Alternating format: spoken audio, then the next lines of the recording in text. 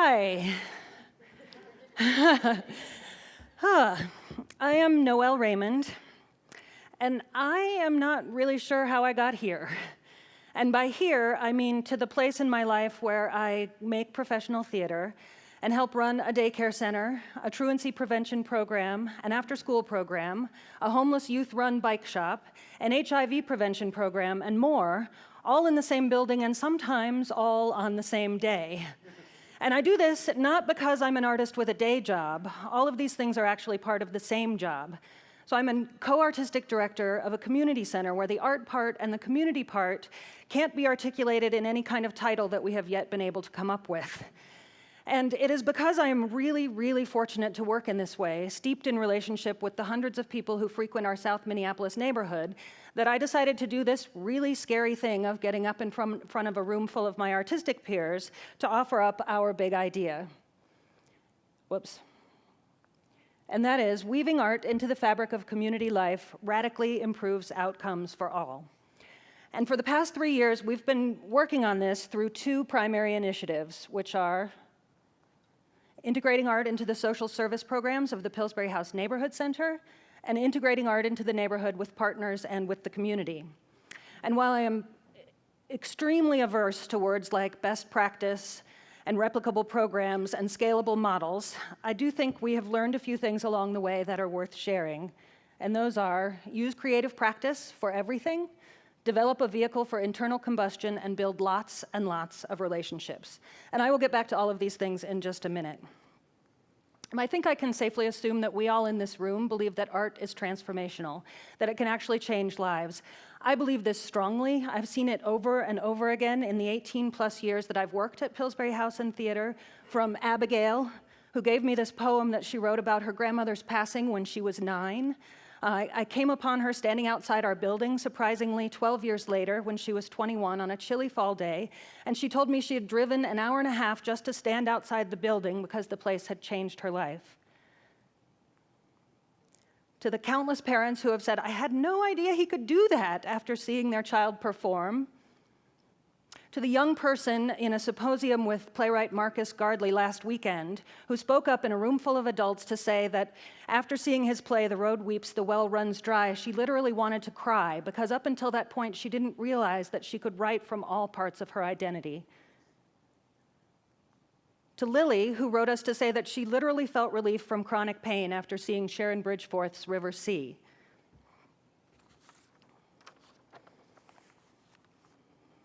And so we are working on weaving art into the fabric of community life to amplify and multiply these stories so that they become a primary strain of our neighborhood's narratives. And the 4 neighborhoods surrounding Pillsbury House Theatre are often characterized as troubled, and the statistics bear this out. There is a high crime rate. It is considered a food desert. There are profound racial disparities and disproportionate levels of poverty. Minneapolis has one of the widest achievement gaps in the country, and we have the largest disparity in unemployment in the country. It's painfully apparent in this neighborhood that we live in a society that favors some over others. And there's still a pervasive notion that for people who are just trying to land a living wage job or feed their families, that participating in an art project or attending live theater is at best fluff, and at worst is actually detracting from their ability to meet their basic needs. And this is still a PR issue for the arts in general, and it's come up over and over again in these forums, the notion that art is elitist, that artists are disconnected from real life and regular people, and that art is something that's to be enjoyed by people with leisure time and disposable income and the requisite levels of education and prior experience. When actually what I have learned, seen, felt in my years at Pillsbury House Theatre is exactly the opposite. Tony Wagner, who is the retired CEO of Pillsbury United Communities, which is our parent organization, and an organization that traces its roots back to the settlement house movement of the turn of the century, wrote an essay about why he supported the unlikely union of a professional theater and a large social service organization, and he said it so well that I'm just going to read his words. Tony says, "The arts are foundational to our work because we know this. The well-off in our city, state, and country consistently and systematically participate in and support the arts. We know that they expose and engage their children in artistic expression and intellectual experiences, and where these opportunities do not exist, go to extraordinary measures and cost to see that they do. They understand that art is essential to the human experience, and that we don't have this same priority for the urban poor is unfounded and confounding. And it was Tony who made the bold decision to put 2 theater co-artistic directors in charge of integrating a community center, Pillsbury House, with a professional theater, Pillsbury House Theatre, because he believed, as we do, that incredible magic thing that happens when imagination is ignited and given permission to take off is a basic need, and is especially important for people whose cultures and histories have been erased, who do not regularly see positive images of themselves, and whose surroundings are troubled. And all of this is not unique to our neighborhood, but we have decided to focus our efforts on a hyper-local level through the 2 initiatives that I mentioned before. And with the invaluable help of Bill Cleveland of the Center for the Study of Art and Community, we've done a couple of things. And so the first initiative involved integrating art into everything that happens at Pillsbury House, so that everyone who comes into contact for any reason has an arts experience, whether they see a new play being read while waiting for their acupuncture appointment at the free clinic, or they see an exhibit of African art while having their taxes done by AARP volunteers, or they take multiple arts classes each week through the after-school program. And the second initiative involved working with artists, partners, and community residents to develop a shared creative community development plan to embed art in our neighborhood such that people interact with it and access their own creativity as they go about their daily lives. We refer to this as stealth art. And a couple of examples are Arts on Chicago, which was an initiative to do 20 public art projects along a 10-block stretch of our avenue to turn it into an arts district.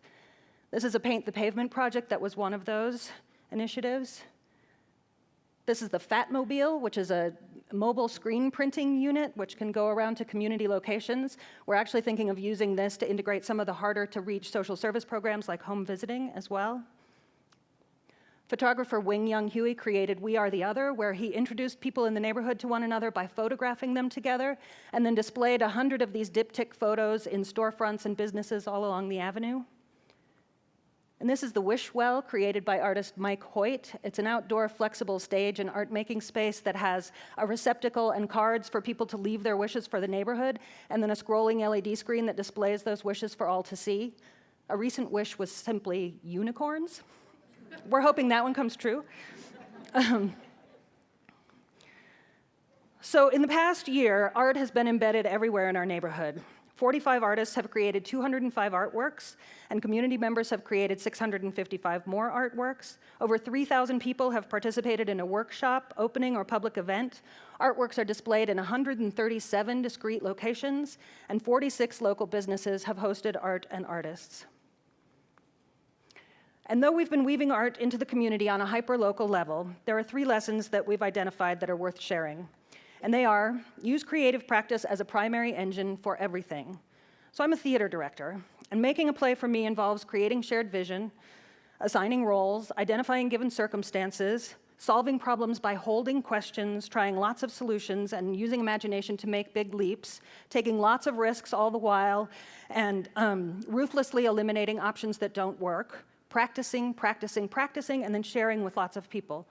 Wouldn't it be amazing, we thought, if we approached everything we did this way? And wouldn't it be triple awesome if all of the program participants and all of the people in the neighborhood did this too? So we looked around our community and realized that our neighborhood is home to hundreds and hundreds of artists who often have to leave the area to make or show their work. So we've been working on developing ways to support them in engaging their neighbors by using what they already naturally do, creative practice. The second lesson is develop a vehicle. Oh, these are some neighborhood artists. I haven't been advancing my slides. The second lesson is develop a vehicle for internal combustion. And so we created what we called the Cultural Community Hub Institute, which is really a vehicle for people to come together and dream together.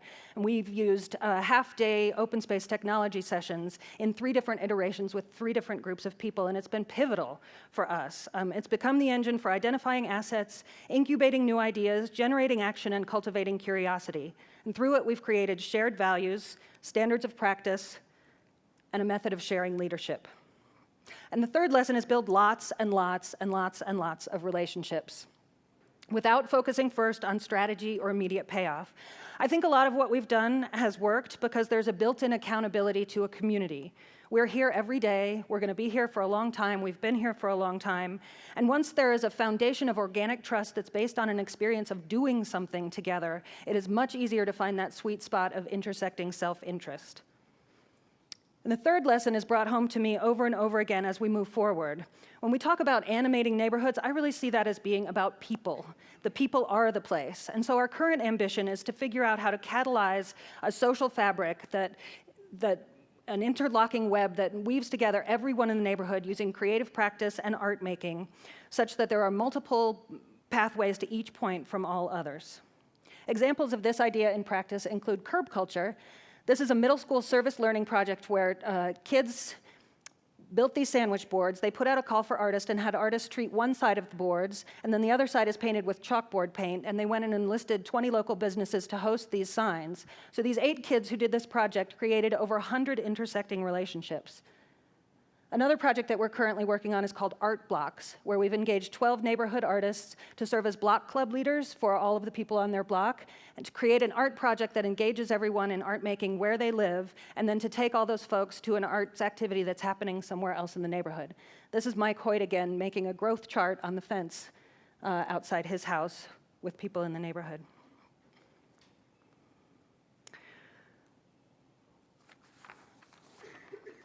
So while the arc of community change is long, we do see early evidence that outcomes are being improved, including being featured as an up-and-coming neighborhood in Minnesota Monthly magazine. 45% of people surveyed that being at an arts event has changed their perception of the neighborhood. 92% of people surveyed stated that they felt somewhat more or more connected to the neighborhood. 97 kids assessed in youth programs actually improved by 25% in 7 different indicators of positive youth development. And artist surveys indicate increases in connection to other artists in the neighborhood, capacity to learn a living as an artist, and level of connection to neighbors. And our theater audience has doubled. So we're all in this room because we recognize the power that art making and creativity awaken. For me, it was seeing a production of The Nutcracker at a community college when I was 7. It sparked my imagination and suddenly made me feel more alive. And I've since felt that same thing many times in community, collectively with groups of people, while watching or making a play, or hearing a poem, or seeing something beautiful. And this doesn't solve the issues that our neighborhood is struggling with by itself, but weaving art into the community so that it touches everyone can give people a sense that they have the ability to imagine and make an alternate future together. Thank you.